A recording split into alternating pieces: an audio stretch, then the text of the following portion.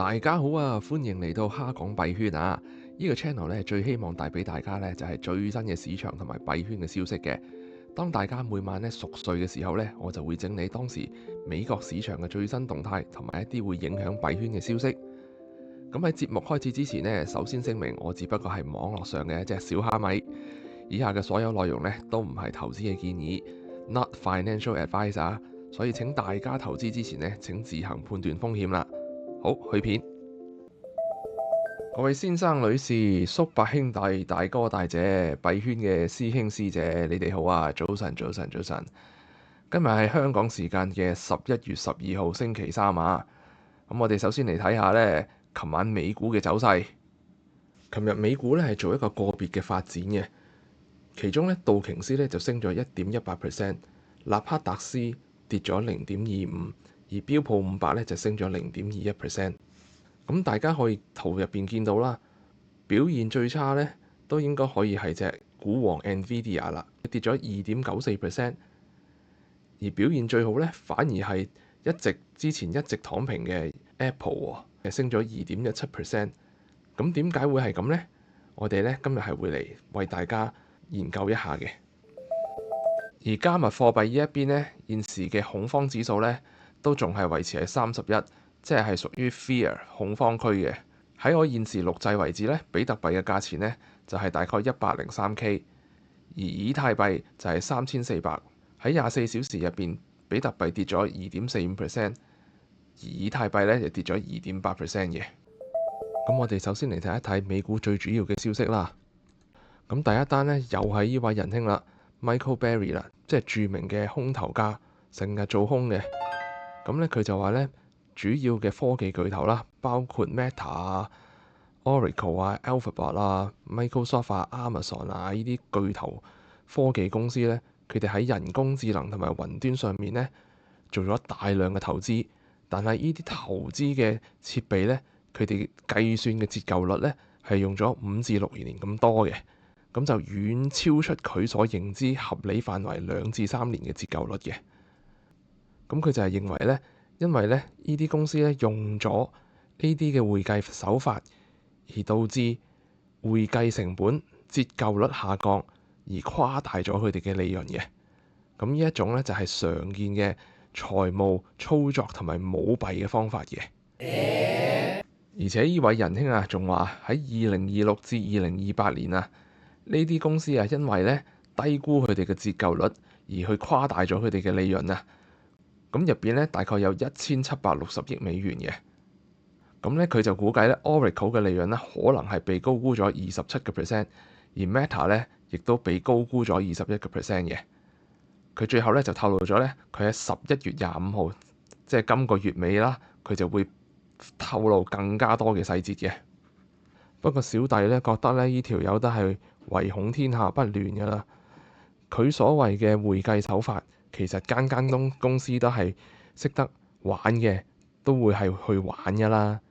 只不過佢係喺度大聲咁嗌，大聲咁嗌，造成市場恐慌，咁佢先有得沽翻落嚟啊嘛。咁第二則新聞呢，就係話呢，軟銀啊，2025年嘅 Q3 業績呢大幅成長啊，主要呢就係因為 AI 嘅熱潮呢推起咗 Vision Fund 嘅投資組合嘅。咁但係呢。軟銀呢，佢呢間公司呢，同時喺10月份呢就沽出咗 NVIDIA 個股票，而去投資 OpenAI 嘅。咁呢個消息呢已經證實咗呢，軟銀 SoftBank 呢出售咗大約有58.3億美元嘅 NVIDIA 股票㗎啦。咁頭先話啦，蘋果今日係表現最好嘅板塊啦，反而係倒升咗2.1%。咁點解會係咁呢？咁主要分析就係話呢，原來蘋果呢。當前嘅人工智能 AI 投資呢，係7大巨頭之中呢最少嘅一間，咁反而呢，就成為咗防守性同埋穩定性最好嘅股票。咁小弟呢，就為大家列出咗呢5大巨頭 AI 投資嘅公司，包括 Alphabet 啦、NVIDIA、Microsoft、Meta 同埋同蘋果去做比較嘅。咁圖表上面呢，大家見到啦，每一間巨頭公司呢，佢哋投資嘅成本呢，分別呢，都平均有500至到900億左右嘅，咁但係相反嚟講呢，蘋果呢，佢只不過投資咗140億左右啫。咁相對佢哋喺2025年下半年嘅增長，Alphabet、Nvidia、Microsoft 都係有53至到40% 左右，而反而投資得最少嘅蘋果啊，佢竟然係有31% 咁多嘅。咁所以基於呢一個理論，投資者就認為蘋果會係一間性價比最高嘅公司啦。咁係因為點解呢？就係因為投資低而回報率合理啊嘛。So nice。但係呢，呢一個理論呢，就令小弟想起當年嘅手機霸王 Nokia，佢哋咪又係一直喺度食緊老本，唔願意投資新嘅開發，最後咪又被市場淘汰。咁唔知各位網友覺得呢一啲 AI 巨頭嘅公司投入咗500-600億入去，係咪屬於一個正確嘅做法呢？麻煩大家留言話我知啊！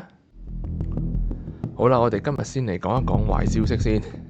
好啦，咁第一單壞消息呢，就係呢，大家可以睇到呢 Coinbase 入邊嘅 Premium Index 呢，即係逆價比呢，就繼續下降嘅。咁簡單啲嚟講呢，就係呢，願意做空頭嘅人呢，多過做長頭嘅，即係做 short 嘅人比較多嘅。甚至係琴日啦，就算幣價回升返呢，原來呢個 Premium 呢都係向下跌嘅。咁睇嚟呢，市場嘅壓力呢仲係非常之大嘅，啲人呢仲係不停咁沽出比特幣嘅。之後我哋嚟睇一睇比特幣 ETF 嘅 inflow 啦。琴日呢，比特幣呢有一個死貓彈嘅跡象喎，咁但係呢，睇到佢嘅 ETF inflow 呢，只不過係得1.2 million 1.2億美金咁少嘅啫。咁喺張圖入邊一睇呢，哇！呢個數字呢，直頭呢嗰支巴呢我都睇唔到啦，直頭少到爆啊！實在係令人非常之失望啊！好啦，咁我哋嘗試講下好消息啦。咁第一個好消息呢，就係呢，琴日所講到呢，比特幣嘅 CME 裂口呢，今日因為一下咁插落去返102K 左右呢，就所有嘅裂口呢，高開嘅裂口呢，都已經補齊晒啦。Good job。咁如果有睇小弟琴日做嘅片呢，亦都知道呢，當呢個裂口補完之後呢，嚟緊呢，就希望呢會繼續向上升返，去補返上面跌落嚟嘅裂口嘅。咁第二個好消息就係呢，我哋睇到呢長期嘅趨勢呢，比特幣呢一直喺50嘅 EMA 啊，或者50嘅 Moving Average 入邊呢，就係平均移動線入邊呢，都係可以保持住。咁今次能唔能夠繼續守住呢個位呢？即係白色呢個區間呢個位呢？咁大家要繼續留意啦。好啦，去返美元指數啦，我哋睇到啦，今日美金呢有少少回落嘅。但係咧，美金咧其實咧佢都仲係一個上升趨勢線，即係藍色呢一條一點一點嘅上升趨勢線上面嘅。咁希望咧美金唔好咁強啦，因為美金越強嘅話咧，對幣價、對股市啊係會作出負面嘅影響嘅。咁大家如果有興趣想知道美金落嚟嘅走勢咧，可以睇返小弟咧2日前做嘅片嘅。好啦，咁去到金價啦。大家可以睇到啦，金價今日咧係有少少回升翻嘅，去翻4125呢個位啦。咁所謂咧，比特幣就係數碼黃金啊嘛。咁如果黃金嘅趨勢咧唔係一直咁向下咧，咁相信咧比特幣咧都應該會回升翻嘅。好啦，今條片就到呢度啦。非常感謝大家寶貴嘅時間收睇今日嘅內容。咁如果大家覺得能夠幫到你更加了解市場同埋幣圈呢，咁麻煩大家撳個 like。